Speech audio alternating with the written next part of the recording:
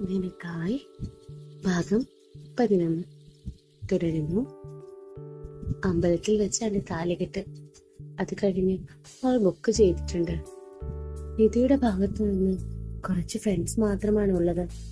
അവരെല്ലാവരും അവളുടെ അവസ്ഥ അറിഞ്ഞ് ആത്മാർത്ഥമായി കൂടെ നിൽക്കുന്നുണ്ടെങ്കിലും ചിലർ അവൾക്ക് ലഭിച്ച ഭാഗ്യത്തിൽ അസൂയപ്പെടുന്നവരുമായിരുന്നു.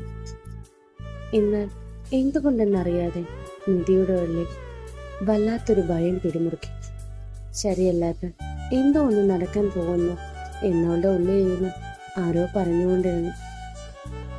മേക്കപ്പ് ആസ്റ്റ് കണ്ണാടിയിലേക്ക് നോക്കാൻ പറയുമ്പോൾ പോലും താല്പര്യമില്ലാതെയാണ് അവൾ നോക്കിയത്. എന്നാൽ കണ്ണാടിയിൽ നോക്കിയതും അവളുടെ കണ്ണുകൾ സന്തോഷത്തിൽ വിടർന്നു. അത് അവളുടെ മുഖം കണ്ടിട്ടായിരുന്നില്ല, കണ്ണാടിയിൽ തന്നെ നോക്കി നിൽക്കുന്ന ജീവൻ.